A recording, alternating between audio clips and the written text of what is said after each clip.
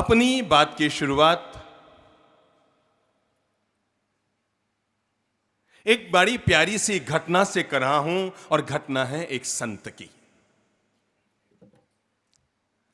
संत बड़े विचित्र प्रकृति के आदमी थे। पूरे देश भर में उनका नाम चलता था और हजारों हजार लोग देश भर में उनके प्रवचन और सत्संग में सम्मिलित हुआ करते थे। संत की विचित्र आदत, जहां भी जाते वहां पर प्रवचन जरूर करते और जहां भी प्रवचन करते बाकी सारी बातें तो नई नई कहते, बाकी सारी कहानियां नई नहीं कहते, बाकी सारे हास्य विनोद नए नए करते, पर एक कहानी ऐसी थी जो वो जहां भी जाते, अगर पूना में आए हैं तो पूना में, अगर सोलापुर गए हैं तो सोलापुर, अगर औरंगाबाद गए हैं तो औरंगाबाद, अगर जलगांव गए हैं तो जलगांव, अगर नागपुर गए हैं तो नागपुर और नासिक गए हैं तो नासिक, जहां जाते अपने प्रवचन में सारी बातें नहीं करते, पर एक कहानी ऐसी थी जो हमेशा पुरानी ही कहा करते। और जब तक वो कहानी नहीं कहते संत अपना प्रवचन पूरा नहीं करते। कहीं तो वो कहानी मैं आपको कहूं, और कहानी इतनी सी है, वो संत जहां भी जाते एक संत की कहानी कहते। वो संत जहां भी जाते एक संत की कहानी कहते, और कहानी इतनी सी होती थी, संत कहते कि एक बूढ़े संत थे। एक दिन वयोवृद्ध संत के अंतर्मन में विचार आए कि मैं इन बड़े बड़े लोगों के बीच, समाज के लोगों के बीच, सभ्य संभ्रांत लोगों के बीच बैठकर तो काफी सत्संग प्रवचन कर चुका हूं। अब मैं क्यों न कच्ची बस्ती में जाऊं जहां पर रहने वाले गरीब गुरबे बच्चों को भी जीवन का पाठ पढ़ा सकूं। संत ने मन बनाया, एक झोली उठाई।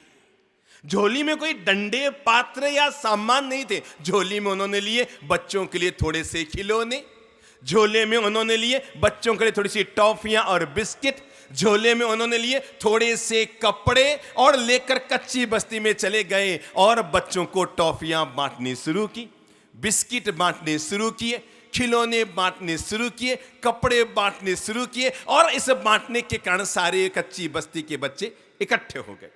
बच्चे एक जगह पर इकट्ठे हो गए तो संत ने उन सारे बच्चों को एक जगह पर इकट्ठा करके 1 घंटे तक उन्हें अच्छी बातें सिखाने की कोशिश की। जीवन निर्माण की बातें, जीवन को श्रेष्ठ और महान बनाना कैसे जाए, इसकी बातें बतानी शुरू की। क्योंकि संत कहते उन बच्चों को कि बेटा याद रखना, जिंदगी देना तो भगवान के हाथ में है, जिंदगी लेना भी भगवान के हाथ में है, पर जिंदगी का कैसे जीना, अपने जीवन का कैसे निर्माण करना, अपने आप को कितने महान जीवन का मालिक बनाना या नीचे गिराना, ये आदमी के हाथ में है। आदमी ही दुनिया में आता है और शैतान बनता है, आदमी ही दुनिया में आता है और भगवान बनता है। ये आदमी है जो कभी शैतान भी बन जाता है और कभी भगवान भी बन जाता है। ये आदमी है जो कभी GOD गॉड बन जाता है, और ये आदमी है जो कभी DOG डॉग बन जाता है। दोनों विकल्प इंसान के पास है। और जब संत को लगा कि इंसान को सुधार कर दुनिया में भगवान का निर्माण किया जा सकता है, तो संत ने कच्ची बस्ती के बच्चे कि जिनके लिए संभावना ज्यादा रहती है, वो गलत संगत में जाकर तंबाकू खाना ना सीख जाए, गलत संगत में जाकर सिगरेट पीना ना सीख जाए, गलत संगत में जाकर बीड़ी पीना ना सीख जाए, गलत संगत में जाकर दारू पीने की आदत ना पड़ जाए, तो ये सोचकर संत कच्ची बस्ती में बच्चों को उपदेश देने लगे कि इन बच्चों को बचपन में ही जीवन निर्माण का पाठ पढ़ा दो। संत ने खूब सारा सामान बांटा और उसके बाद 1 घंटे तक बच्चों को पाठ पढ़ाया। कहा बच्चों, मैं अगले रविवार को फिर आऊंगा, अगले संडे को फिर आऊंगा, सारे बच्चे आ जाना, मैं तुम लोगों के लिए खूब सारी टॉफियां लाऊंगा, खूब सारे बिस्किट लाऊंगा, बस 1 घंटा में जो अच्छी बातें बताता हूं उन्हें सुनते रहना। अगले रविवार को बच्चे फिर आए, फिर वही टॉफियां बंटी, फिर वही बिस्किट बंटे, फिर वही कपड़े बंटे, फिर वही खिलौने बंटे, और बच्चे इकट्ठे हो गए। और उस दिन बच्चे एक और बच्चे को पकड़ कर ले आए जो हकीकत में जुआरी था। बच्चों ने सोचा ये संत महाराज अच्छी अच्छी बातें बता रहे हैं, शायद ये जुआरी बच्चा सुधर जाए, नहीं तो आज ये जुआरी है और आगे जाके पियक्कड़ भी बन जाएगा। बच्चे जुआरी बच्चे को ले आए, मैला कुचेला फट्टे पुराने कपड़े पहने हुए वो जुआरी बच्चा भी बच्चों के साथ आकर बैठ गया। जब उस वयोवृद्ध संत ने उस बच्चे को देखा, मैले पुराने फटे पुराने मैले कुचेले कपड़े पहने हुए बच्चे को देखा, तो संत के मन में बच्चे के प्रति सद्भावना पैदा हुई। उन्होंने कहा, ठहरो, अच्छी बातें पीछे सिखाऊंगा, पहले नहा धोकर तुम्हें तैयार करके नए कपड़े पहना दूं। पास की झोंपड़ी में संत उसको लेकर गए, झोले में से साबुन निकलवाई और उसे नहला धुलाकर थोड़ी दूरी पर जो कपड़े की दुकान थी वहां पर जाकर 450 रुपये की नई ड्रेस खरीद कर बच्चे को पहना दी। बच्चा बिल्कुल चकाचक हो गया। एक तो नहा चुका था और नहाने के बाद नए कपड़े पहन चुका था, उसका चेहरा खिल उठा। संत ने अच्छी बातें सिखाई, सारे बच्चे चले गए। संत ने कहा, अगले रविवार को फिर आऊंगा, सारे बच्चे इकट्ठे हो जाना, अच्छी बातें सीखेंगे। अगले रविवार को बच्चे फिर, कुछ बच्चे तो इस भावना से कि अच्छी बातें सीखेंगे और कुछ बच्चे इस भावना से टॉफियां मिलेंगी, फिर इकट्ठे हो गए। सारे बच्चे आ गए। संत ने देखा जिस बच्चे को 450 की नई ड्रेस दिलाई वो बच्चा नहीं आया। तो संत ने बच्चों से पूछा, अरे भाई तुम सारे बच्चे आए हो, जिसको अपन ने 450 की नई ड्रेस दिलाई वो बच्चा तो आया ही नहीं। बच्चों ने कहा, महाराज आप तो भोड़े हो भोड़े, अरे आपको नहीं मालूम वो बच्चा जुआरी है, जुआरी। आपने उसको नई ड्रेस दिलाई 450 में, वो उसी दुकानदार को 350 में बेच आया और रुपये जुए में हार गया। वो उसी दुकानदार को 350 में बेच आया और रुपये जुए में हार गया। संतन का जाओ जाओ पकड़ के लाओ। बच्चे फिर गए और ढूंढ ढूंढाकर उस जुआरी बच्चे को पकड़ कर ले आए। वही पुराने कपड़े, वही मैला कुचेला शरीर, वही फटे पुराने कपड़े। संत ने फिर उसको नहलाया धुलाया और 450 की नई ड्रेस फिर पहना दी। बच्चे फिर चले गए। अगले रविवार को फिर सारे बच्चे आए, वो फिर नहीं आया। महाराज ने कहा, फिर वो नहीं आया। अरे महाराज बताया ना आपको यार, जुआरी है, जुआरी समझते नहीं हो आप तो। वो जुआरी है, वो कोई आएगा क्या? आप भी बार बार दिलाते हो। अरे जाओ जाओ पकड़ के लाओ। और संत के कहने पर बच्चे दौड़ के गए और जुआरी बच्चे को पकड़ के, चल महाराज बुला रहे हैं, पकड़ के लाए। वो चुपचाप बैठ गया। महाराज ने देखा वही फुटे पुराने कपड़े, वही मैला कुचला शरीर, फिर नहलाया और फिर 450 की नई ड्रेस दिलाई। 1 बार, 2 बार, 3 बार, 4 बार, 5 बार, 10 बार, पूरे 13 बार संत उसे नई ड्रेस पहना चुके थे। 13 रविवार को 450 की नई ड्रेस खरीदते, वो वापस 350 में उसी दुकानदार को बेच देता और 350 रुपये जुए में हार जाता। 14वीं बार जब बच्चे उस जुआरी बच्चे को पकड़कर लाए, महाराज ने फिर उसको नहलाया धुलाया, 450 की फिर नई ड्रेस पहनानी चाहिए। तो उस बच्चे ने कहा, महाराज आज मैं अपना राज खोलना चाहता हूं, आप क्यों मेहनत कर रहे हो, क्यों खर्चा कर रहे हो? हर बार आप 450 की ड्रेस मुझे दिलाते हैं महाराज। कल तक तो मैं गलत रास्ते था, पर आपके इस व्यवहार को देख देख कर मेरे मन में आया कि मैं आपके साथ गलत कर रहा हूं महाराज। आज मैं अपना राज खोल देता हूं। मैं सामान्य बच्चा नहीं हूं महाराज, जुआरी हूं, जुआरी। और आप मुझे जब जब ड्रेस दिलाते हैं मैं वापस बेच देता हूं और रुपये जुए में हार जाता हूं। महाराज आप क्यों मुझ पर मेहनत कर रहे हो? संत मुस्कुराए और मुस्कुरा कर कहने लगे, बालक तुम मुझे क्या बता रहे हो? ये तो मुझे पहले ही दिन पता लग गया था कि तू जुआरी है और जब जब मैं ड्रेस दिलाता हूं तब उसे बेचता है। तो बच्चे ने कहा, मतलब आपको पता है कि मैं जुआरी हूं? संत ने कहा, हाँ हाँ मुझे पता है तुम जुआरी है और हर बार ड्रेस बेच रहा है, ये भी मुझे पता है। तो बच्चे ने कहा, महाराज फिर आप ही बताओ, आपने 13 ड्रेसें मुझे दे दी, मैंने 13 ड्रेसें बेच दी, आप कब तक यूं नई नई ड्रेस खरीदते रहोगे, मुझे बेचते रहोगे? महाराज मैं सुधरने वाला नहीं हूं। ध्यान रखिए, आप मुझ पर कितनी भी मेहनत कर लो पर मैं सुधरने वाला नहीं हूं। कब तक आप मुझे ये ड्रेसें पहनाते रहेंगे और 450 रुपये लगाते रहेंगे? महाराज आपने मुझे 13 ड्रेसें दे दी, 13 है। संत ने बच्चे को अपने पास बुलाया, सिर पर हाथ फेर कर कहा कि बेटा याद रखना, किसी एक बच्चे को सुधारने के लिए 13 क्या, अगर 130 ड्रेस में मुझे लगानी पड़ी तब भी मैं लगाऊंगा, पर तुम्हें सुधार कर रहूंगा। तू तो 13 ड्रेस कहता है, पर अगर 130 ड्रेस भी लगानी पड़ेगी तब भी लगाकर सुधारूंगा। वो बच्चा संत के इस बात से इतना प्रभावित हुआ कि वो जुआरी बच्चा संत के पास ही रह गया। कहानी पूरी हो गई। वो कहानी जो संत कहते थे, पर संत की बड़ी विचित्र आदत, जहां जहां ये कहानी कहते जो मैंने आपको कही, कहानी के अंत में एक बात जरूर कहते, ये कहानी 100% सच है, ये कहानी 100% सच है, ये कहानी 100% सच है। लोग सुनते, कहते यार महाराज बड़ी विचित्र खोपड़ी के आदमी है, और बाकी कहानियां कहते हैं तो कह देते हैं, पर ये कहानी जब भी कहते हैं और वहां पर एक दावा जरूर कहते हैं कि ये कहानी 100% सच है। एक दिन महाराज पूना में ही थे और सभा में यही कहानी बोल रहे थे। कुछ पुराने वक्त जिन्होंने महाराज के मुंह से अब तक 100 बार इस कहानी को सुन रखा था, और उन्होंने आज एक साथ 5-7 लोगों ने हिम्मत की कि आज तो अपन पूछ ही लेंगे कि महाराज आप जो कहते हो कि ये कहानी 100% सच है, 100% सच है, 100% सच है, किस दावे से कहते हो? 5-7 युवक खड़े हुए और खड़े होकर कहा, महाराज हमने आपके मुंह से ये कहानी 100 बार सुनी है, पर आप जब भी कहते हैं लास्ट में जरूर कहते हैं कि कहानी 100% सच है, 100% सच है। महाराज हमें ये जरूर बताओ कि आप किस आधार पर कहते हैं? संत ने कहा, भाई ये मैं सच कहता हूं, ये कहानी 100% सच है। लोगों ने कहा, आप कहते हो 100% सच है, पर इसका आधार क्या है? संत ने तब मुस्कुराते हुए अपना हाथ ऊपर किया और हाथ ऊपर करके कहने लगे, ये कहानी मैं इसलिए कहता हूं कि 100% सच है, 100% सच है, 100% सच है, क्योंकि वो बच्चा और कोई नहीं, मैं खुद।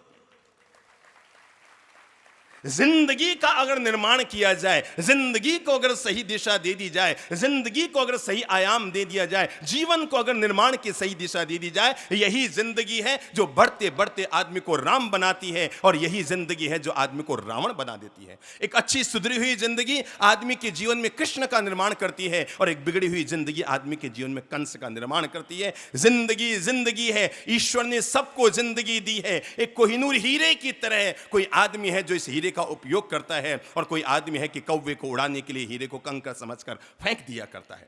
हमारी जिंदगी हमारे हाथ में है, फैसला हमें करना होता है कि हमें अपनी जिंदगी कैसे जीनी है। एक अच्छी शालीन जिंदगी, एक अच्छी संस्कारित जिंदगी, एक अच्छे सभ्य जिंदगी, या हमें वो जिंदगी जीनी है कि जिंदगी पर समाज तो क्या, जिंदगी पर शहर तो क्या, जिंदगी पर देश तो क्या, जिंदगी पर परिवार के लोग भी नफरत करते हैं। हमारे पास दोनों विकल्प होते हैं। आदमी चाहे तो अपने जीवन का विकास करता है, आदमी चाहे तो जीवन में पतन का रास्ता लेकर आता है। आज जिस हम खास बिंदु पर आ रहे हैं, वो बिंदु है हमारी जीवन की आदत, वो बिंदु है हमारे जीवन में पड़ी हुई गलत संस्कार, वो बिंदु है हमारे जीवन में पड़ी हुई कोई गलत नशे की आदत। वो एक ऐसी आदत आदमी की जिंदगी में पड़ती है जिसकी शुरुआत किन्हीं दोस्तों के सत्संग से होती है, और जिसका समापन जीवन के विध्वंस से होता है। गलत पत्नी आ जाए तो शायद आदमी दुखी खुद होगा, गलत दोस्त आ जाए, गलत बच्चे हो जाए, पर गलत संस्कार, गलत आदत अगर आदमी की जिंदगी में पड़ जाती है, आदमी की पूरी जिंदगी तबाह हो जाती है। जीवन भगवान ने हमें डूबने के लिए नहीं दिया है, विश्वास रखिए। हमें भगवान ने जिंदगी डूबने के लिए नहीं दी है, हमें भगवान ने जिंदगी तैर कर उस पार जाने के लिए दी है। होता ये जा रहा है, इस कलयुग का ये प्रभाव आ रहा है, समय का ऐसा प्रभाव आ रहा है, लोगों की दो बुरी चीजें पड़ गई है। युवतियां फंस गई है फैशन में, और युवक फंस गए हैं व्यसन में। परिवार इन दोनों के कारण आगे है टेंशन में। युवतियां चली गई फैशन में, युवक चले गए व्यसन में, और परिवार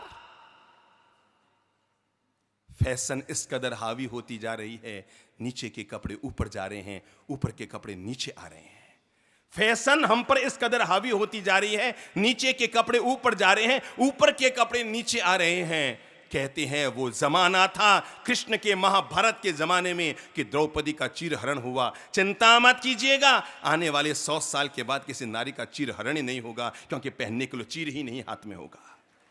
हरण कहां से होगा? हमने अपने पहनावे को यूं बनाया कि परिवार टेंशन में आया फैशन के चलते, और दूसरा परिवार टेंशन में आया अपने बच्चों के व्यसन के चलते। आज की तारीख की दो समस्याएं, व्यसन और फैशन, ये दो ऐसी चीजें आ गई जिन्होंने आदमी के परिवार को टेंशन में डाल दिया।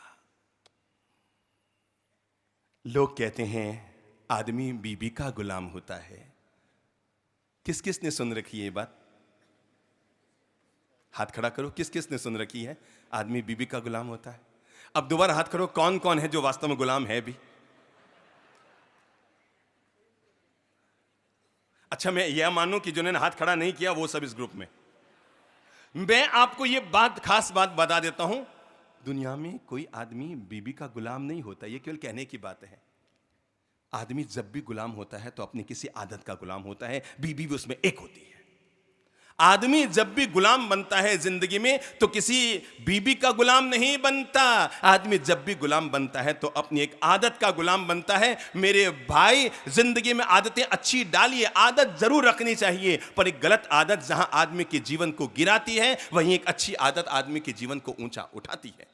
कल्पना कीजिए, जिसकी जिंदगी में अच्छे संस्कार पड़ गए, जिसकी जिंदगी में अच्छे संस्कार पड़ गए, जिसकी जिंदगी में अच्छी आदतें डाल दी गई, जिसके जीवन में अच्छा रास्ता दे दिया गया, वे लोग इतने महान बन जाते हैं। पत्नी उन पर गौरव करती है, बच्चे उन पर गौरव करते हैं, माता पिता उन पर गौरव करते हैं। और किसी की जिंदगी में गलत आदत पड़ गई, अरे दूसरे तो क्या, घर के बच्चे भी नफरत करते हैं, पिता का नाम लेते हुए नफरत करते हैं। क्योंकि जैसे ही लोग कहते हैं, बच्चा कहता है वो मेरा पिता है, तो लोग कहते हैं अच्छा वो पिता भी है।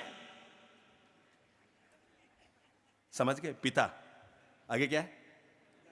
क्या है? ये मेरा पिता है जो पीता भी है। और यही परिणाम निकल कर आता है कि एक दिन ऐसा आता है जब बच्चे भी अपने पिता का नाम लेने में कतराते हैं, संकोच खाते हैं। उन्हें पता है कि उनका पिता वो पिता है जो, जोर से बोलो, पीता भी है, जो पीता भी है। और पीता भी के कारण आदमी अपने पिता से भी दूरी बनाना पसंद करने लग जाता है। एक अच्छी आदत जहां आदमी के अच्छे जीवन का निर्माण करती है। अगर किसी बच्चे में अच्छी आदत पड़ गई, जैसे ऊपर मंच पर छोटे छोटे बच्चे बैठे, अगर इनमें इनके द्वारा अच्छे संस्कार पड़ रहे हैं, अगर इनमें अच्छी आदतों का बीजारोपण हो रहा है, अगर इनमें अच्छे संस्कार डाले जा रहे हैं, तो आने वाले कल को ही ये हमारे देश के निर्माता बनेंगे। और अगर बचपन में कोई गलत आदत पड़ गई, कोई गलत संस्कार पड़ गए, बचपन से लेकर जवानी तक की जो जिंदगी होती है उसमें अगर एक गलत आदत पड़ गई, वो एक गलत आदत आदमी के जीवन को गुलाम बना देती है। एक गलत आदत आदमी के जीवन को गुलाम बना देती है। आज हम जिस खास बिंदु पर चर्चा कर रहे हैं वो है आदमी नशे से कैसे छुटकारा पाए, आदमी बुरी आदतों से कैसे छुटकारा पाए। जिंदगी में याद रखना, सब कुछ आदमी को किस्मत से नहीं मिलता। पहली बात, जिंदगी में सब कुछ आदमी को किस्मत से नहीं मिलता है। जिंदगी में कई चीजें होती हैं जिन्हें आदमी को खुद अपनी जिंदगी में पाना होता है। संकट की वेला आई नसीब से, पर उसमें साहस, ये हमारी देन होती है। लालच के मौका आया जिंदगी में, पर उसमें संयम रखना ये हमारे हाथ में होता है। बिगड़ने के मौके जिंदगी में हजार आए, पर उस बिगड़ने के मौके में भी अपने संस्कारों को जीवित रखना ये हमारे हाथ में होता है। सारे काम आदमी के किस्मत से नहीं होते। जिंदगी में कई चीजें होती हैं जो आदमी के अपने हाथ में होती है। आदमी अपने जीवन को उन चीजों के बलबूते आगे बढ़ा सकता है, प्रगति का द्वार खोल सकता है। क्यों पड़ती है आदमी में नशे की आदत? मेरे भाई, हम जिस देश की माटी पर पैदा हुए हैं ना, ये देश की माटी पूरी दुनिया के लिए गुरु के पद पर रही है, याद रखना। अच्छे संस्कारों के चलते, अच्छे ज्ञान संपदा के चलते, महान ज्ञान संपदा के चलते ये देश की माटी पूरी दुनिया में गुरु पद पर रही है। इस देश की माटी ने सिकंदर जैसे विश्व विजेता को पैदा नहीं किया। इस देश की माटी ने आइंस्टीन जैसे वैज्ञानिकों को पैदा नहीं किया। इस देश की माटी ने महावीर जैसे अहिंसक, बुद्ध जैसे करुणाशील, राम जैसे मर्यादाशील और कृष्ण जैसे कर्मयोगी महापुरुषों को पैदा किया है। इसलिए मैं तो ये गीत गाया करता हूं, मेरे देश की धरती सोना उगले, उगले हीरे मोती। ये हीरे मोती कोई खेतों में पैदा नहीं होते, ये हीरे मोती हमारी जिंदगी में पैदा होते हैं, हमारी जिंदगी से पैदा होते हैं। आदमी की एक आदत शुरू यूं होती है जैसे बच्चा साइकिल चलाना सीखता है। आदमी की एक आदत शुरू यूं होती है कि जैसे कोई हाथी सांकल से बनता है। जैसे कोई हाथी सांकल से बनता है, जब वो बच्चा होता है तो पतली पतली डोरी बांधी जाती है, और बड़ा होता है तो रंडू बांधा जाता है, और बड़ा होता है तो सांकल बांधी जाती है। और आपको मैं बताऊं, हाथी को सांकल बांधने की जरूरत नहीं, एक डोरी बांधो तो भी रुका रहता है। हाथी में ये ताकत कि बड़े बड़े गाड़ी को भी नीचे गिरा दे, पर एक डोरी पांव में बांध दो तो अटक जाता है, क्योंकि बचपन की आदत बढ़ गई है, पांव में कुछ बंधा हो तो वो चल नहीं पाता है। बच्चा साइकिल चलाना कैसे सीखता है? पहले एक पाँव इधर एक पाँव उधर, कैंची चलाता है, धीरे धीरे पीछे से कोई पकड़ता है, धीरे धीरे ऊपर कोई बैठता है, धीरे धीरे पीछे से पकड़ता है और धीरे धीरे सपाट शुरू हो जाती है। जिंदगी में कोई भी आदत ऐसे ही प्रवेश करती है, अच्छी आदत भी और बुरी आदत भी। बुरी आदत के प्रवेश होने का सबसे पहला कारण होता है आदमी की जिंदगी में किसी भी एक गलत व्यक्ति की सोहबत। नंबर 1, दुनिया में कोई पियक्कड़ पिता भी अपने बच्चे को शराब पीना नहीं सिखाएगा। सिखाएगा कि नहीं? Yes no? समझ लो पिता में गलत आदत पड़ गई कि उसकी पीने की आदत है, पर वो क्या चाहेगा? उसका बेटा पिए कि नहीं? जोर से बोलो, जोर से बोलो। नहीं। एक पिता में आदत है गुटखा खाने की, पर वो क्या चाहेगा? उसका पोता खाए कि नहीं? नहीं। पर एक दोस्त में आदत है पीने की, तो वो क्या चाहेगा? उसका दोस्त भी वो हर हालत में कोशिश करेगा जैसे तैसे पिलाए और अपनी टीम को बढ़ाए।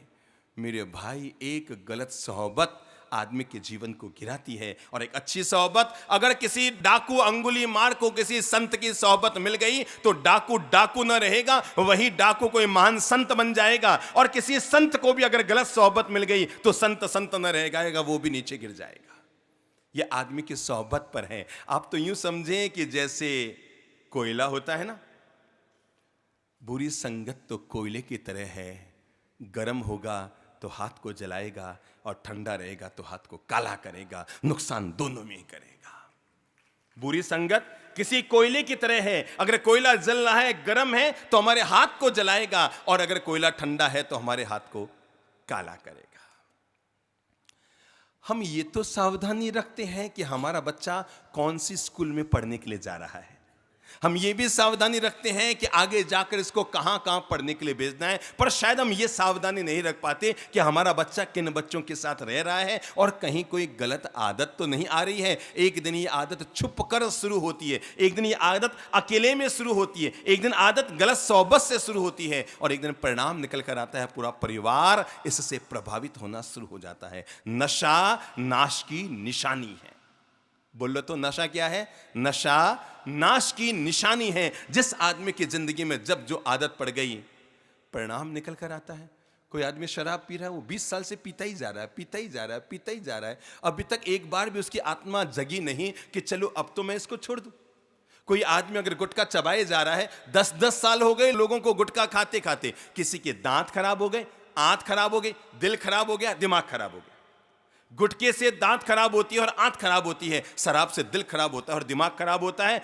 दांत की हालत ये हो गई, मैं कई लोगों को देखा करता हूं जो गुटखा खाते हैं ना, आप जरा सोचो, दांत इतनी मजबूत है, लोहे की तरह मजबूत है ये दांत भी गुटखा खा खा करके आदमी के गल जाते हैं। देखिए आपने गुटखा खाने वाले के दांत देखिए ना। नगर पालिका की जो सार्वजनिक शौचालय की WC होती है ना, उससे कहीं ज्यादा गंदे दांत तो उसके होते हैं जो आदमी गुटखा खाया करता है। इतने काले पीले, इतने दांत बिगड़े हुए। मेरे भाई, मुझे कोई पूछे तो उनकी पत्नी और बच्चे उनके साथ रह रहे हैं, यह भी उनकी बहुत बड़ी तपस्या है। कोई भी आदमी नहीं चाहता, कोई भी महिला नहीं चाहती कि उसका पति गुटखा खाए। चाहती है? चाहती है? कोई महिला हो तो हाथ खड़ा करे जो चाहती है उसके पति गुटखा खाए। कोई महिला नहीं चाहती उसका पति शराब पिए। चाहती है कोई महिला? कभी नहीं चाहेगी। अच्छा, एक बात बताओ, कौन कौन लोग जो चाहती है कि उनके पति कभी भी शराब न पिए? हाथ खड़ा करो।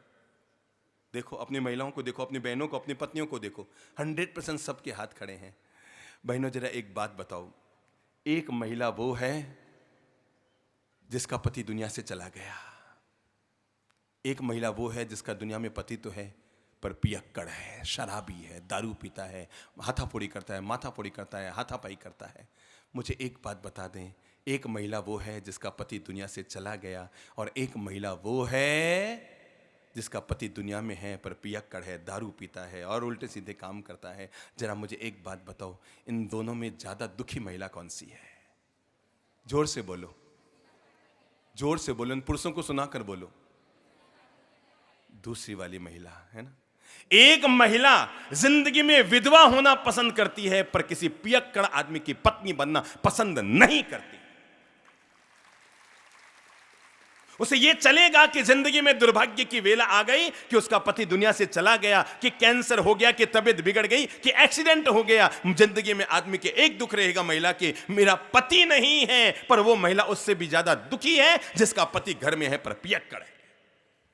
वो महिला तिल तिल कर जल रही है, उसके हाथ में ना तो पति को छोड़ना है ना पति को बदलना है। अरे आपको क्या मालूम जिनके घर में अपने पतियों में बुरी आदत होती है पीने की, खाने की, उनकी महिलाएं किस तरह हमारे पास आकर गिड़गिड़ाती है कि बाप जी प्लीज आप ऐसा कोई चमत्कार कर दो, मेरे पति के पीने की आदत छूट जाए, क्योंकि इस एक आदत ने पूरे घर को तहस नहस कर दिया। इस एक आदत ने, एक गलत आदत ने पूरे घर परिवार को तहस नहस कर दिया, घर की इज्जत को तहस नहस कर दिया। चार लोगों के बीच उनके बच्चे जाने में शर्म महसूस करते हैं कि साहब क्या बताएं, चार लोगों के बीच जाते हैं और जाते लोग कहते हैं उन्हीं का बेटा है, उन्हीं का बेटा है, ये उन्हीं की पत्नी है, ये उन्हीं के बच्चे हैं, और हमारी आंख नीची हो जाती है। दुनिया में कोई महिला नहीं चाहती उसका पति पिए, कोई महिला नहीं चाहती उसका पति खाए, कोई महिला नहीं चाहती उसके पति गलत रास्ते जाए। गोरा गट्ट पियक्कड़ पति के बजाय काला पति भी बिना पीने वाला महिला ज्यादा पसंद करेगी, क्योंकि वो जिंदगी उसके साथ सुख से जी लेगी। जिंदगी के लिए जोड़ने की जो पहली चीज है वो है आदमी की जिंदगी में जब भी कोई आदत पड़ती है तो किसी न किसी गलत संगत से आदत पड़ती है, इसलिए जिंदगी में सावधान रहें। पानी की एक बूंद आकाश से टपकी, बादल की एक बूंद आकाश से टपकी और टपक कर गर्म लोहे पर जाकर गिरी तो भस्म हो गई। वही पानी की बूंद अगर सागर में जाके गिरी तो सागर हो गई। वही पानी की बूंद अगर केले के गर्भ में गिरी तो कपूर बन गई। वही पानी की बूंद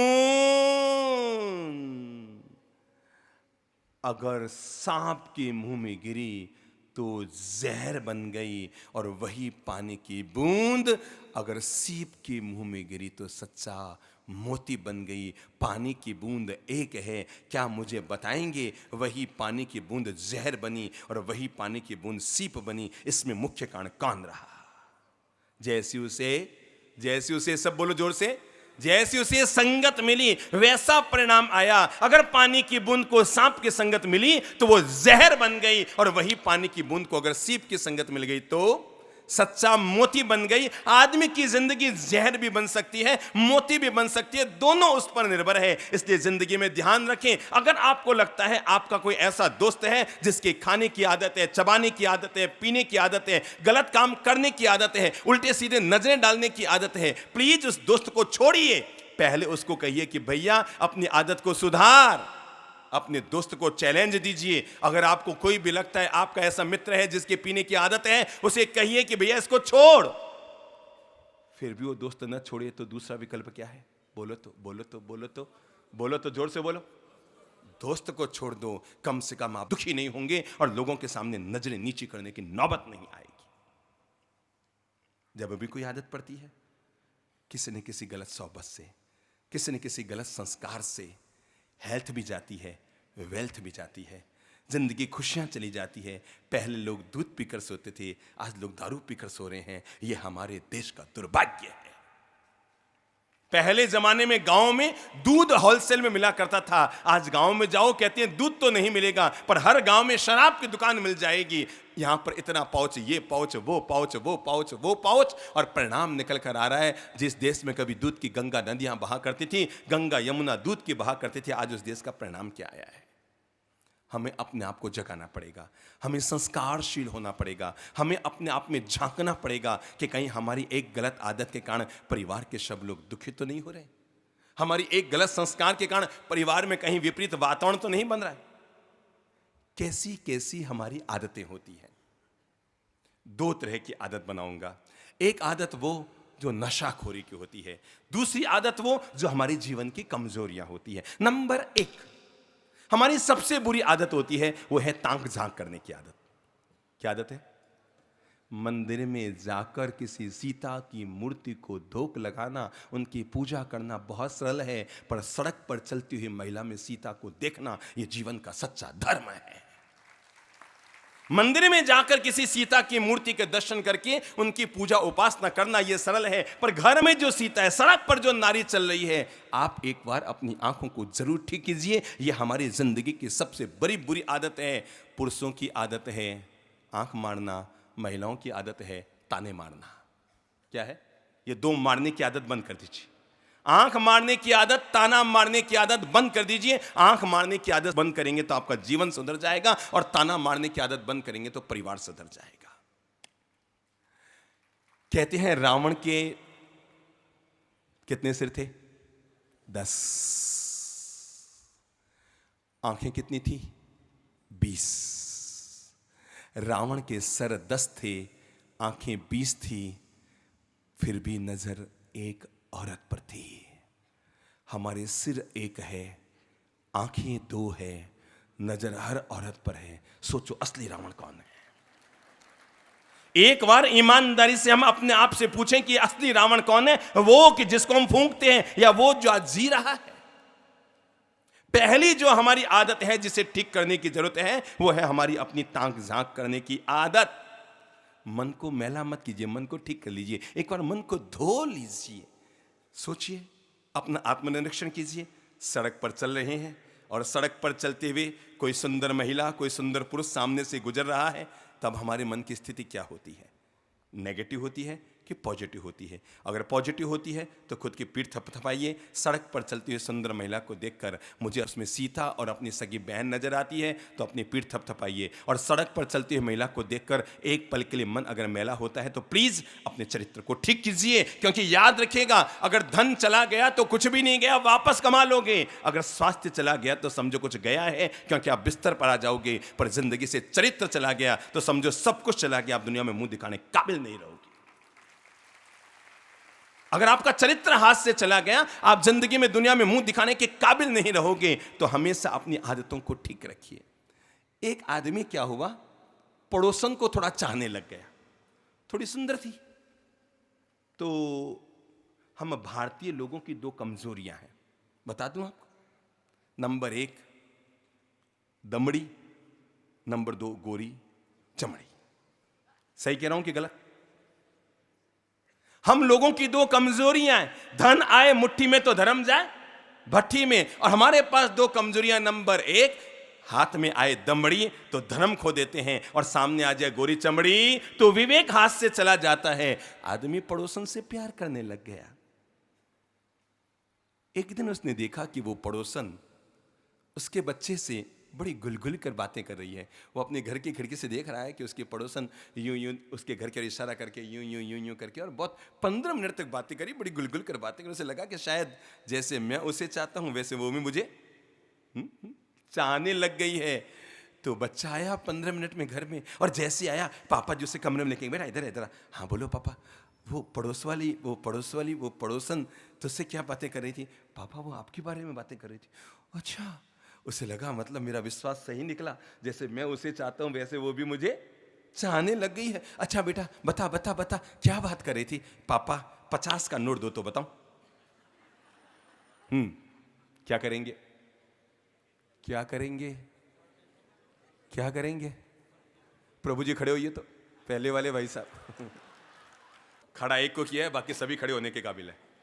तो आप पर नहीं कह रहा हूं, जो आपका पड़ोसी है ना, जो आपका पड़ोसी, वो अपनी और पड़ोसन को चाहने लग गया है। और वो पड़ोसी का बच्चा उसके घर में आया और अपने बच्चे से आदमी पूछ रहा है कि बताओ वो पड़ोस वाली आंटी क्या कह रही थी? और बच्चा कहता है 50 का नोट दो तो बताऊं। तो आदमी क्या करेगा? बाजू वाला 50 क्या हो जाए 100 दे देगा। 50 तो जाए पानी में, तू 100 ले, पहले बता कि वो पड़ोस वाली आंटी क्या कह रही थी। तो आदमी ने झट से 50 का नोट दिया। ले ले ले बता। बच्चे ने कहा 1 नोट और दो तो बताऊं। अब क्या करोगे? दोगो कि नहीं? हाँ दादाजी जरूर देंगे। अरे वाह, उसका राज समझने के लिए इच्छा है। इच्छा है, इच्छा एक बार तो इच्छा है। वो करती क्या है, जाती कितनी इच्छा है। अरे की हो जाएगी, तय है। जिसको आप चाहते हैं और वो आपके बच्चे से 15 मिनट तक बात कर रही थी, और बच्चा कहता है 50 का नोट और दो तो बताऊं। तो दादाजी क्या करोगे? दोगो कि नहीं? जरूर जरूर। अरे वाह दादाजी, बाल दौड़े हैं पर बाकी सब काला ही है। मस्त। और पड़ोस वाले को दीजिए माइक। और वो बच्चा कहे कि एक 50 का नोट और दो तो बताऊं। बैठ जाओ, दे ही देंगे। पूरा पर्स निकाल के दे दूंगा कि ले रे। और उस बच्चे ने ऐसे कर करके 50-50 के 8 नोट ले लिए। कहा, बाप ने अब बच्चे के पांव पकड़ लिए, बेटा अब बोल दे, अब बहुत हो गया, देख अब कुछ नहीं बोलेगा तू 8 नोट ले चुका है 50-50, अब चुपचाप बोल दे। उसने कहा, पापा जी एक नोट और दे दो बस, फिर बता दूंगा। उसने झट से निकाला, ले फटाफट बोल। उसने कहा, पापा जी वो जो पड़ोस वाली आंटी है ना, आपके बारे में खूब सारी बातें कर रही थी, कह रही थी तुम्हारे जो पापा जी है ना, बिल्कुल मेरे सगे भाई जैसे लगते हैं। उसने प्लीज अपनी ताक झांक नोक झोंक की आदत को ठीक कीजिए। कर तो कुछ पाओगे नहीं, केवल पाप के बंधन ही करते रहोगे, बस मन को मैला करते रहोगे, मन को बिगाड़ते रहोगे, कर कुछ नहीं पाओगे। जो है उसी को पूरा पार नहीं कर पा रहे हो अपने घर में, तो बाहर की जिंदगी को पवित्र, निर्मल और अच्छी कीजिए, ताकि आप पर आपके घर के लोग गौरव कर सकें। एक आदमी ने थोड़ा सा अपने पड़ोसन को झांकना शुरू किया तो पत्नी ने कहा, क्या कर रहे हो? क्या कर रहे हो? पता है तुम शादीशुदा हो? उसने कहा, हाँ पता है, पर तुम्हें पता है दशरथ के भी 3 थी 3। क्या कहा? दशरथ के भी 3 थी 3।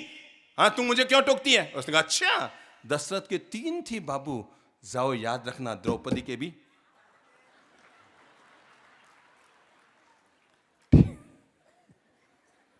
पहला काम कीजिए, केवल याद कर लीजिए, जब मैं अपने आप से कहूंगा, आप सबसे कहूंगा, जब कभी मन मैला हो, जब कभी आंख गंदी हो, जब विचार कभी कलुषित हो, कुछ भी मत करना।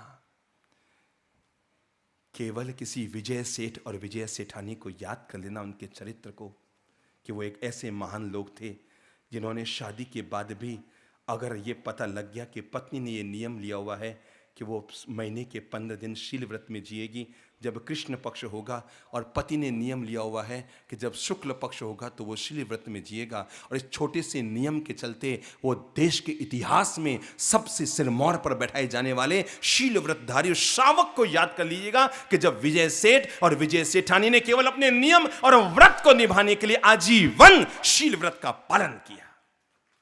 गौरव कीजिएगा अपने इतिहास पर, और जब मन थोड़ा सा भी कलुषित हो तब उनको याद कीजिएगा। हाँ, तब याद कीजिएगा किसी सेठ सुदर्शन को, कि जब रानी, शहर की महारानी भी उसे अपने जाल में उलझाने की कोशिश कर रही है, और वो महारानी चाहती है कि सेठ सुदर्शन उसके साथ प्रणय लीला कर दे। नगर की महारानी नगर के उस युवक को पसंद करने लग गई, तब भी उस व्यक्ति ने काला मुंह कराना पसंद किया, गधे पे बैठना पसंद किया, सूली पर बैठना पसंद किया, पर अपने शील को गिराना आदमी ने पसंद नहीं किया, इसलिए वो इतिहास पुरुष बन गए। अपनी इस आदत को ठीक कर लीजिए, सुखी रहेंगे, आप अपने आप पर गौरव कर पाएंगे। आईने के सामने जाएंगे ना, तो आप गौरव के साथ अपना चेहरा देखेंगे। ईश्वर, तुमने जैसी चादर दी, आज भी वो वैसी की वैसी है, मैंने इसको गंदी नहीं होने दी। तूने मुझे जैसी जीवन की चादर दी, मैंने आज भी वैसी की वैसी सुरक्षित रखी है, मैंने इसको गंदी नहीं होने दी, मैंने इसको कलुषित नहीं होने दी। अपनी भीतर की मन की आदतें ठीक कीजिए। और नंबर 2, जो आदतें, जो संस्कार बाहर से गलत लोगों की सोहबत के कारण आपकी जिंदगी में आ गए हैं, माता पिता इतने दुखी हो जाते हैं बेचारे बुढ़ापे में, जब पता लगता है कि बेटा उनका पीता है। सुंदर सी पत्नी घर में आती है, उसकी जिंदगी नरक होती है, बच्चों की जिंदगी नरक होती है, घर परिवार की जिंदगी नरक होती है, माता पिता की जिंदगी नरक होती है, घर का माहौल नरक बनता है और पूरा माहौल बिगड़ जाता है। घटना सच्ची बता रहा हूं, मुंबई की, और घटना है मुंबई की। एक समाज का संभ्रांत व्यक्ति, समाज का अध्यक्ष पद पर, रात को 1:30 बजे उसके यहां 3-4 पुलिस की गाड़ियां पहुंची। अमीर आदमी। दरवाजा खटखटाया, घर का मालिक बाहर आया और आकर देख के चौंक पड़ा कि थानेदार बाहर खड़ा है, इंस्पेक्टर बाहर खड़ा है, 15-20 पुलिस वाले बाहर खड़े हैं और 3-4 गाड़ियां खड़ी है। वो चौंक पड़ा, रात को 1:30 बजे मेरे घर पर पुलिस। वो हड़बड़ा गया, पूछा क्या बात है? तो उन्होंने एक फोटो निकाला, कहा क्या ये आपका बेटा है? आदमी ने जैसे उस फोटो को देखा, पहचानते हुए, हाँ साहब मेरा बेटा है। आपका बेटा कहां है? वो कि ऊपर सोया हुआ है। तो झट से उन्होंने कहा कि आपके बेटे ने आज पार्क में अपने 2 दोस्तों के साथ एक लड़की से गलत कर्म करने की कोशिश की, गलत व्यवहार करने की कोशिश की, उसके कपड़े तक फाड़ दिए और उस पर गलत आरोप लगा है। हम उसे गिरफ्तार करने आए। पिता हक्का बक्का रह गया। मैं समाज का सबसे वडील आदमी, मैं समाज का सबसे संभ्रांत परिवार, मेरे घर पर पुलिस मेरे बेटे को पकड़ने के लिए आई है, कल पता नहीं पूरे समाज में क्या होगा। 1 मिनट के लिए वो हड़बड़ा गया, हक्का बक्का हो गया। उसने अपने आप को संभाला और संभाल कर ऊपर गया रूम में और जाकर बेटे को उठाया। रात को 1:30 बजे दरवाजा खोला, पापा रात को 1:30 बजे। उसने कहा बेटा कल तुम पार्क में गया था? उसने कहा हाँ पापा गया था। कि कल तूने किसी लड़की से छेड़खानी की अपने दोस्तों के साथ? वो कुछ बोल न पाया, नजर उसकी नीचे थी, जबान उसकी लड़खड़ा रही थी, होठ उसके खुल न पा रहे थे, जबान से कुछ बोल न पा रहा था। पिता ने कहा नीचे पुलिस आई है तुम्हें गिरफ्तार करने के लिए। वो बोले तब तक तो पुलिस वाले ऊपर पहुंच चुके थे। लड़के को गिरफ्तार कर लिया, उसके बेटे को गिरफ्तार कर लिया और गिरफ्तार करके दरवाजे तक ले आए। लड़के के पिता ने, समाज के उस संभ्रांत व्यक्ति ने, समाज का सबसे प्रतिष्ठित घर उसका, वो हक्का बक्का रह गया था। उसके घर में क्या हो गया अचानक? रात को 1:30 बजे उसके एकमात्र बेटे को पुलिस पकड़ के ले जा रही है। उसने इंस्पेक्टर को अपने पास बुलाया, इंस्पेक्टर को अपने पास बुलाया, अलग कमरे में लेके गया, 500 के गड्डी उसको पकड़ाए। बताएंगे किस लिए? ताकि उसके बेटे को मारे नहीं, पीटे नहीं, कूटे नहीं, अखबार में आए नहीं, कोई गलत वातावरण बने नहीं। और उसने 50,000 की गड्डी थानेदार को जेब में डाली और डालकर कहा थानेदार साहब, इंस्पेक्टर साहब, आप ये मत सोचना मैं आपको 50,000 इसलिए दे रहा हूं कि आप मेरे बेटे की पिटाई ना करें, कि आप मेरे बेटे को तंग ना करें, कि आप मेरे बेटे को जलील ना करें। मैं ये 50,000 आपको इसलिए दे रहा हूं, मैं चाहूंगा मेरे इस अंतिम पंक्ति को इस शहर में रहने वाला हर वासिंदा अपनी आत्मा तक उतरने दीजिएगा। और उस पिता ने अपने बेटे को पकड़कर ले जाने वाले इंस्पेक्टर को कमरे में बुलाकर 50,000 उसके जेब में डाले और जेब में डालकर कहा कि इंस्पेक्टर साहब, आज एक ही रात को मेरे बेटे की इतनी ठुकाई कर देना, इतनी ठुकाई कर देना, इतनी ठुकाई कर देना कि जिंदगी में वापस किसी गलत रास्ते पर ना जा सके। यह अंतिम दिन होना चाहिए मेरे बेटे के गलत रास्ते का। एक ही रात में इसको इतना मार मार के सुधार देना कि जिंदगी में वापस पुलिस मेरे घर पर ना आ पाए और ये कभी भी गलत रास्ते पर न जा पाए। जिस पिता में इतना दमखम होता है अपने बच्चों को सुधारने के लिए, उनके बच्चे कभी गलत रास्ते जा नहीं सकते और चले गए तो सुधरने से उनको भगवान रोक नहीं सकता। जिनमें दमखम है कि अगर हमारा बच्चा गलत रास्ते जाता है या तो घर छोड़ेगा या गलत रास्ता छोड़ेगा। वो गलत रास्ता भी अपना रहा है और आपके घर में रह रहा है, ये आपकी हार है, यह आपकी पराजय है, यह आपकी नपुंसकता है कि आपका बेटा आपके सामने गलत रास्ते जा रहा है और आप में हिम्मत नहीं उसे कहने की कि तुम गलत रास्ते क्यों जा रहे हो और छुप छुपा कर उपाय पूछते हो। पहला काम कीजिए, अगर आप चाहते हैं कि आपके बच्चे सही रास्ते चले, अच्छे मार्ग पर जाए, तो पहला काम कीजिए, अपने बच्चों को हक और अधिकार के साथ कहिए, बेटा मुझे पता लग गया तू ये गलत काम कर रहा है, तुम्हें 3 महीने की मोहलत दी जा रही है, देख ले अपने आप को सुधारना है और नहीं तो मुझे दूसरा रास्ता अपनाना पड़ेगा। जिंदगी में कभी भी विश्वास रखिए, गलत बेटे का बाप बनने की बजाय, गलत संतान की मां बनने की बजाय। क्या आप ही बोलेंगे कि आगे मैं ही बोलूं? आप भी बोल पाएंगे? किसी गलत संतान के मां बाप बनने की बजाय बोलेंगे? हिम्मत है बोलने की तो बोलो। महिलाओं में हिम्मत है और महिलाएं कह रही हम बांझ रहना पसंद करेंगे पर गलत रास्ते वाले चलने वाले संतान की मां कहलाना पसंद नहीं करेंगे। अरे अपने बच्चों के मुंह में अंधे धृतराष्ट्र मत बनो कि बच्चा गलत रास्ते जाता रहे और पट्टी बांध कर आप चलते रहे। उनको सुधारने का दायित्व आपका है। हम तो जहां जाते हैं लोगों की जिंदगी में उजास भरने की कोशिश करते हैं। बेचारे लोग छिप छिपा कर, महिलाएं छिप छिपा कर कहती है बाप जी हमारा पति आएगा, बाप जी हमारे पति आएंगे। आप उन्हें प्रेरणा दीजिएगा, आप उन्हें सुधारिएगा। मेरे भाई, आज की तारीख में जो सबसे बड़ी चीज हमारे देश भर में पनप गई है, और वो है गुटखा खाने की आदत। पहली बुरी आदत क्या है? जोर से बोलो। गुटखा खाने की आदत। ये एक आदत आंत को बिगाड़ती है। सोचो, दांत जब गल जाते हैं तो आंतों का क्या हाल होता होगा। त्वचा पीली पड़ जाती है, शरीर कैंसर से गिर जाता है, आंखें सूज जाया करती हैं, हड्डियां कमजोर होने लग जाती हैं, आंतें गलने लग जाती है, दांत खराब होने लग जाते हैं, जीभ खुलनी बंद होने लग जाती है, और जबाड़े और गाल अंदर पिचकने शुरू हो जाते हैं। हमारी पहली बुरी आदत, और वो है गुटखा खाने की आदत। बहुत सरल है इसको छोड़ना, कोई बहुत मुश्किल नहीं है। केवल हम ही अपने आप को मजबूत बनाना पड़ेगा। अगर हम कमजोर बने रहे तो ये हम पर हमेशा जीतता रहेगा, और अगर हम मजबूत बन गए, चलिए ईमानदारी से मैं आत्मा की आवाज पर, कोई किसी को नहीं कहेगा उठ के जा, पर मैं आत्मा की आवाज पर कहूंगा, आप में कौन कौन लोग हैं ईमानदारी से हाथ खड़ा करें जो गुटखा खाते हैं? ठीक है। अगर आप में और ईमानदारी है पक्की, तो मैं चाहूंगा आप खड़े होकर आ जाइए। ईमानदारी से अपनी आत्मा पर हाथ रखिए, संकोच मत खाइए। और अगर किसी को लगता है उसके पास जो बैठा है उसके खाने की आदत है, तो उसको भी लिए। ईमानदारी से, कोई संकोच मत खाइए। आगे आ जाइए प्रभु जी, घबराइए मत, प्रभु जी आ जाइए। हाँ प्रभु जी आ जाइए। आप भी, आप हिम्मत वाले लोग हैं जो आ रहे हैं, बाकी बिना हिम्मत वाले कई बैठे हैं अभी तक। शाबाश, ये ईमानदार लोग निकले। थोड़े से भी बेईमान बैठे हैं, मुझे पता है। आ जाइए, आ जाइए भाई साहब। हाँ, आ जाओ। और कौन है? ईमानदारी से अपनी आत्मा की आवाज सुनिए। ये मत देखिए लोग आपको क्या देख रहे हैं, आप अपने आप को ले देखिए कि मुझे अपने आप को सुधारना है, जीवन का आंदोलन करना है, जीवन का रूपांतरण करना है। आत्मा की आवाज सुनिए। नंबर 1, आप गुटखा खाते हैं, कोई दिक्कत नहीं, आप शर्म मत खाइए, ठीक है। आप हिम्मत वाले जो आए हैं, खाने वाले कहीं बैठे हैं। आप कितने साल से खा रहे हैं? 5 साल हो गए। 5 साल हो गया। आपकी पत्नी पसंद करती है कि आप गुटखा खाएं? नहीं करती है। उनको दीजिए दादाजी को।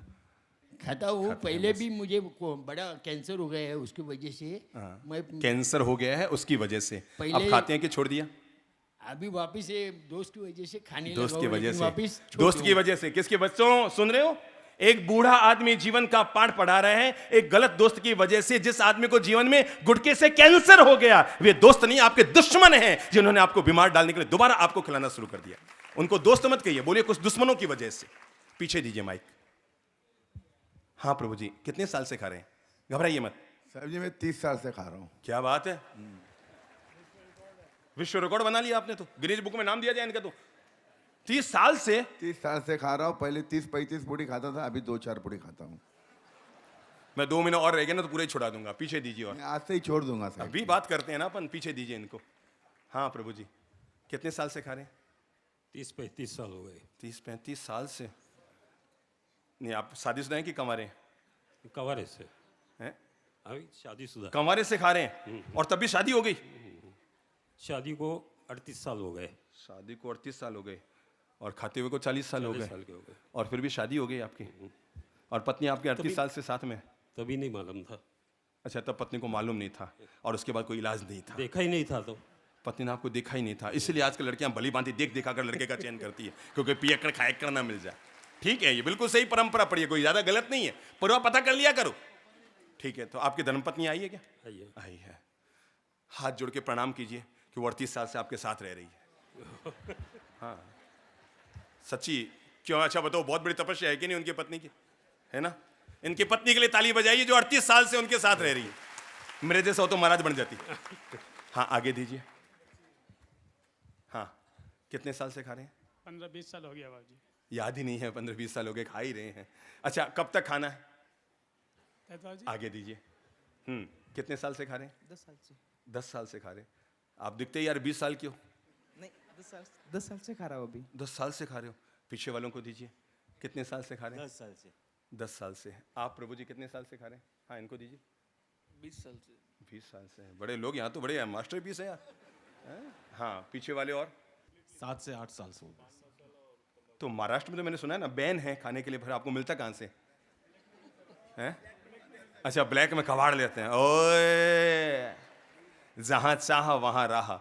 मैं आपको बताऊं, आपने अपनी जितनी जिंदगी गुटखे को खाने में लगाई, अगर उतनी जिंदगी आप भगवान के लिए लगा लेते तो आपका मोक्ष मिल जाता।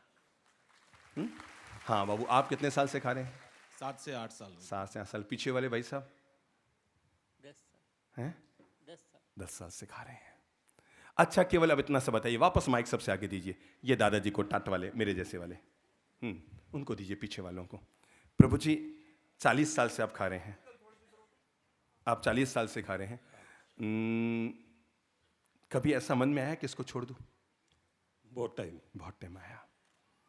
ठीक है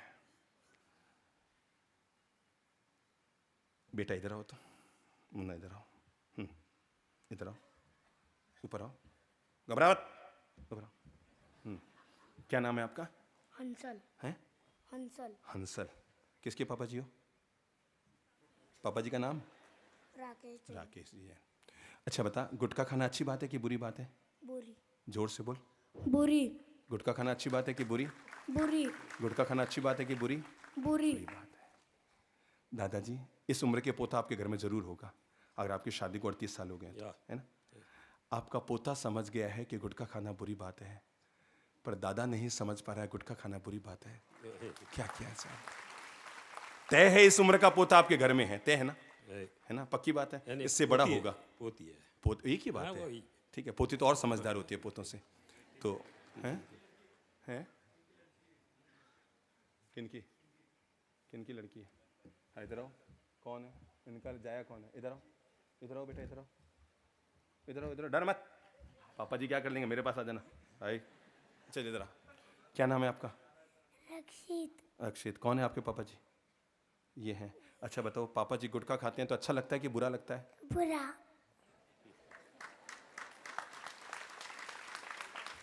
क्या मुझे अब भी प्रवचन देने की और जरूरत है? ये माँ के पेट से निकल कर आया बच्चा है और अपने ही पिता के लिए 10,000 लोगों के बीच बोलने की हिम्मत कर रहा है कि अगर पापा जी गुटखा खाते हैं तो हमें बुरा लगता है, बुरा लगता है, बुरा लगता है। बच्चा मन में हीन भावना करता है कि मेरे पापा गुटखा खाते हैं, खाते हैं, खाते हैं। 4 साल का, 5 साल का, 6 साल का बच्चा समझ गया है कि गुटखा खाना बुरी बात है, पर हम नहीं समझ पा रहे हैं कि गुटखा खाना बुरी बात है।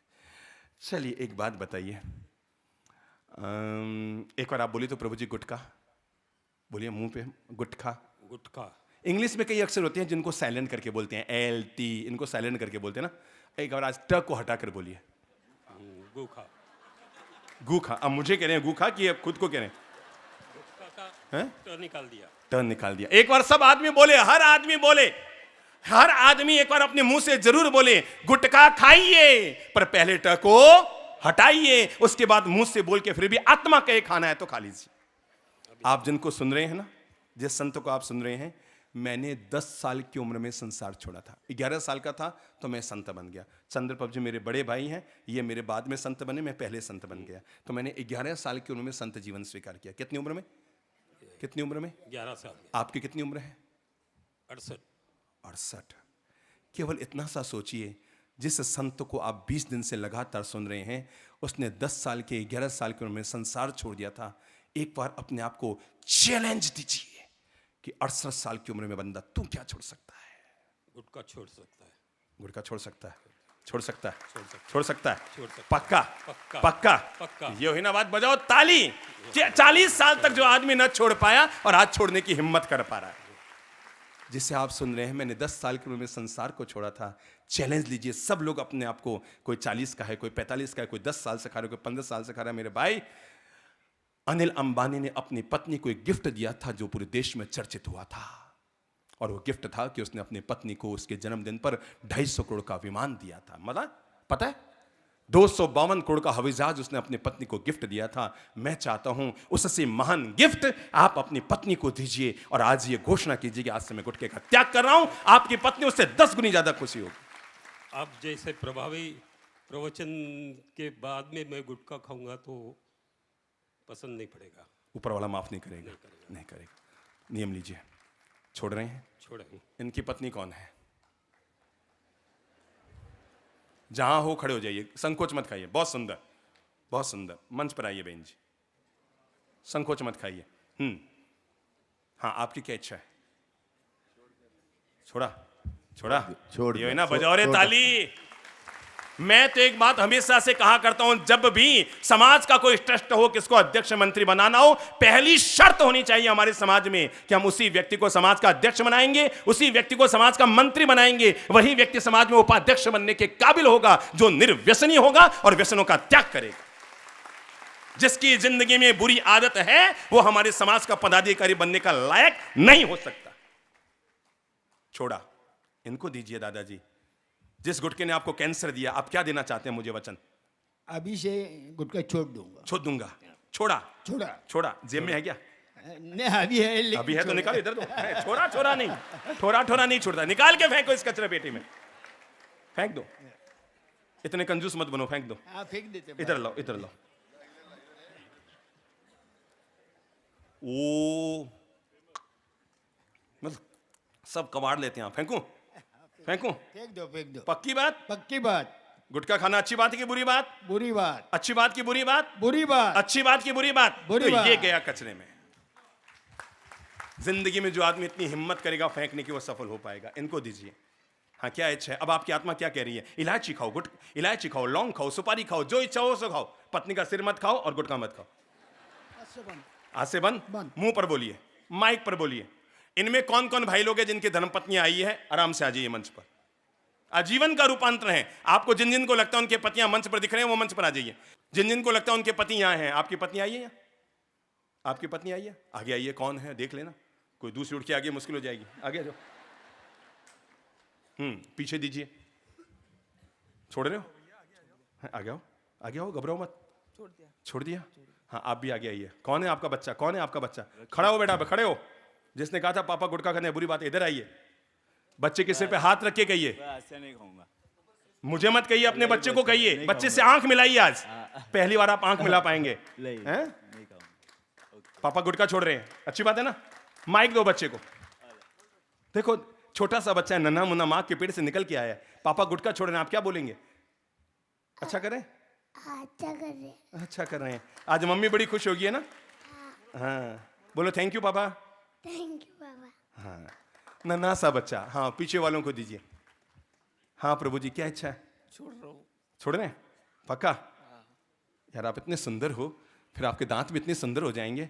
आप अगर महाराज बन जाते ना, हमें लोग सुनने आते हैं, आपको देखने के लिए आते हैं, पता है? पीछे वालों को दीजिए। छोड़ दूंगा। दूंगा मैं तो अभी से ये हो ना, छोड़ रहा हूँ। छोड़ रहा हूँ। मैंने संसार छोड़ा तो ये नहीं कहा था मैं छोड़ दूंगा। हाँ बाबू, क्या इच्छा है? महाराज साहब, इधर आने के पहले मैंने डिसाइड कर दिया था कि इधर आने के पहले डिसाइड करके आए रास्ते में कि छोड़ना ही तय है। बहुत अच्छी बात है। प्रभु जी आप लीजिए। क्या इच्छा छोड़ना है? है। छोड़ना है अब भी मतलब छोड़ना अगले जन्म में? आज ही छोड़ना है। आज ही छोड़ना है। बहुत अच्छी बात। आगे आ जाइए, घबराइए मत। प्रणाम करता हूँ, देवी स्वरूप हैं आप। हाँ, इनके पति महोदय आगे आए। जब शादी की तो आपने हाथ में हाथ दिया था ना? आज दोबारा हाथ पे हाथ रखिए और इनकी सौगंध खा के कहिए कि आज से गुटखे का त्याग कर रहा हूं तेरे नाम पर। ये हुआ ना? इसे कहते हैं जीवन की दीक्षा की। आदमी ने तब हाथ मिलाया था और छिप करके गुटखा खाने की आदत थी। आज खुलेआम आदमी हजार लोगों के बीच संकल्प ले रहा है कि मैं अपनी जीवन की बुराई को छोड़ रहा हूं, छोड़ रहा हूं, छोड़ रहा हूं। मैं शर्तिया कहता हूं, आपकी पत्नी के दिल में कल तक जो जगह थी आज वो 100 गुने बढ़ गई है। देखिए इनकी आंख में आंसू आ गए हैं, है ना? देखिए देखिए देखिए, आप साक्षी बनिए। आपकी पत्नी के गाल तक आंख में आंसू आ गए हैं, जो इस बात के प्रतीक है कि जीवन में इतनी खुशी कभी नहीं हुई जितनी आज हुई है। माइक दीजिए बहन जी को।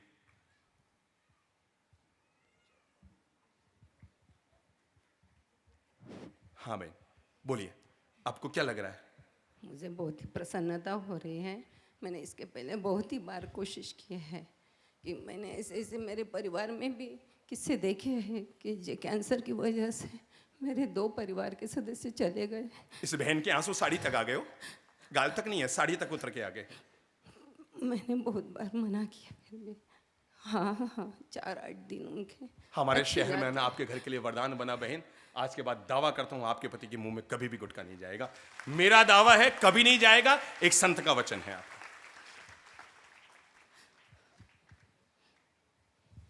मैं उनकी हिम्मत, उनके पास पॉजिटिव बहुत चीज़ें हैं, मैं उसको कभी इग्नोर नहीं कर सकती हूँ। सिर्फ कितनी एक खुश ही हो रही है आपकी पत्नी? एक ही कह रही है वजह मेरे पति है। के पास बहुत पॉजिटिव चीजें हैं, पर आज मेरे पति ने जो एक ही- महान त्याग किया है, एक ही वजह से मुझे ये दुख त्याग होता था। नहीं, ये जिंदगी और- की दीक्षा है। दीक्षा क्या है?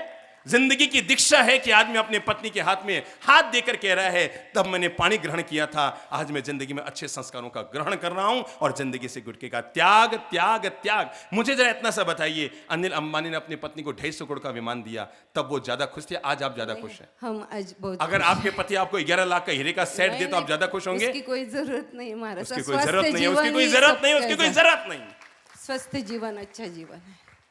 मैं खुद सब चीज़ें संभालती हूँ खुद को भी। मैं अभी 60 इयर्स की कंप्लीट हो जाऊंगी। बहुत अच्छी बात है बहन, मैं आपको प्रणाम करूंगा, आप मेरी माँ के बराबर हैं, प्रणाम है। हाँ आओ बहन, आगे आओ। आपके पतिदेव कौन है? आगे आ जाइए। जाइए अपनी पत्नी के पास, हाथ में हाथ देके संकल्प लीजिए, वचन दीजिए कि आज से मैं वचन देता हूँ कभी मुंह में गुटखा नहीं लूंगा। माइक पर बोलिए। आज से कभी गुटखा नहीं खाऊं, वचन दे रहे हैं? वचन दे रहा हूँ। पक्की बात? आज घर से सोच के आया था मैं। आज घर से सोच के आए थे। अच्छा है, हाथ दीजिए पत्नी के हाथ में। आज से गुटखे का त्याग। बहन जी एक बात बताओ, इन्होंने जीवन में कई खुशियां दी होगी आपको, पर आज आपको क्या लग रहा है? मुंह पर माइक। बहुत अच्छा लग रहा है। बहुत अच्छा लग रहा है। अगर ये आपको 5 लाख का हीरे का हार दें और ये त्याग कर रहे हैं, ज्यादा खुशी किस में है? माइक पर बोलिए। ज्यादा खुशी इसमें ही है। किस में? गुटखा 5 लाख के हार में? नहीं, गुटखा छोड़ने के लिए। सुना, एक महिला 5 लाख का हार त्याग करने को तैयार है, पर अपने पति को निर्व्यसनी देखना चाहती है। बहुत सुंदर, ये मानवभाव के लिए ताली बजाइए, अभिनंदन कीजिए। हाँ बहन आगे आ जाओ। अरे वाह, आप इनके पतिदेव हैं। थोड़ा इनको आगे आने दो, आप ही आगे तक जाते जाओगे। इधर आओ। क्या इच्छा है? आपके पतिदेव खाएं कि छोड़ दें? नहीं खाते। खाते हैं, वो तो मुझे पता है। चलो हाथ आगे बढ़ाओ। मालाएं नहीं है, बाकी सबको मालाएं पहना था अभी मैं। अभिनंदन, माइक दीजिए। पत्नी के हाथ में हाथ देके वचन दीजिए। वचन देता हूँ, क्या? आज से गुटखे का त्याग। Promise? Promise. Promise? Promise. Promise? Promise. ये हुई बात। ताली बजा के अभिनंदन कीजिए। Thank you so much.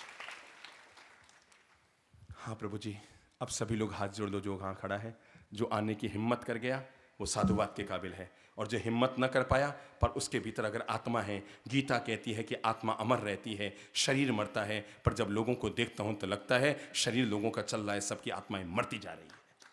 और हमें अपने आप के लिए मजबूत होना पड़ेगा, दृढ़ संकल्प करने पड़ेगा और निर्णय लेना पड़ेगा। आज से सामूहिक अपन निर्णय ले रहे हैं, आज से गुटखे का त्याग त्याग त्याग। प्रॉमिस? हाथ जोड़िए, बोलिए मैं संकल्प लेता हूं आज से गुटखे का और समस्त व्यसनों का त्याग करता हूं, त्याग करता हूं, त्याग करता हूं। मैं खड़ा होकर आपके लिए ताली बजाता हूं।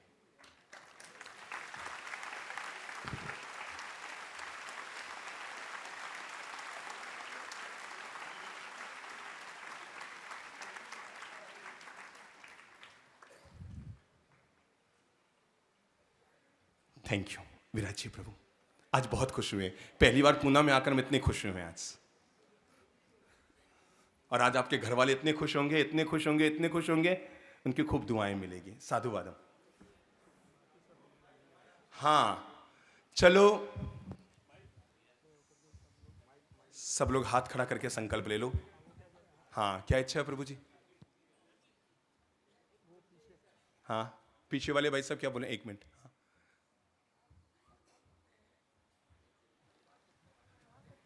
ठीक है, उनको भी हमने प्रेरणा दी है, उनको भी हमने प्रेरणा दी है प्रभु जी, उनको भी हमने प्रेरणा दी है, बिल्कुल प्रेरणा दी है, और जल्दी बंद हो जाएगा। हमारा प्रभाव तो देखिए, हम शहर में आए हैं अभी, तो हमारा प्रभाव देखिएगा जब हम, अभी हमने शहर को छोड़ा नहीं है, जब छोड़ के जाएं तब आप देखिएगा। अभी शुरुआत की है, ये तो झांकी है, असली बात तो अभी बाकी है। जिंदगी भर के लिए चलिए, जो जहां बैठा है, जिसकी जिंदगी में है तो भी ठीक, नहीं है तो भी ठीक, पर आज हम ये संकल्प जरूर लेते हैं, हम ईश्वर के नाम शपथ लेते हैं, हम आजीवन निर्व्यसनी रहेंगे, निर्व्यसनी रहेंगे, निर्व्यसनी रहेंगे, व्यसन मुक्त रहेंगे। राष्ट्र संत का यही संदेश, व्यसन मुक्त हो सारा देश। सब लोग हाथ आगे कर लो, आगे कर लो, सामने की तरफ कर लो अपना हाथ और संकल्प ले लो। मैं संकल्प लेता हूं हम संकल्प लेते हैं, हम संकल्प लेते हैं, हम आजीवन किसी भी प्रकार का व्यसन का सेवन नहीं करेंगे, नहीं करेंगे, नहीं करेंगे। Thank you. नंबर 2, अनुरोध ये करूंगा, दूसरी जो बहुत बुरी आदत है वो है, आज की पीढ़ी में थोड़ी सी गलत चीज पनपती जा रही है। सुबह तो आप लोग मंदिर जाते हैं, पर शाम को हमारे पांव थोड़े भटक जाते हैं। मेरा इशारा समझ रहे हैं? और मुझे जब मुंह पर आकर कुछ लोग सुनाते हैं ना, सब आपके समाज के लोग, तो मुझे बड़ी शर्मिंदगी महसूस होती है। बड़ी शर्मिंदगी जो मुझे महसूस होती है, मैं आपको बता रहा हूं। मुझे कई लोग आकर मुंह पर सुनाते हैं, सब आपके समाज के लोग, लड़के आजकल ऐसे ऐसे ऐसे ऐसे ऐसे ऐसे करने लग गए, तो थोड़ी सी शर्मिंदगी महसूस होती है। मुझे समझ में नहीं आता कि ये लोग गलत कह रहे हैं कि सही कह रहे हैं, मैं नहीं समझता हूं।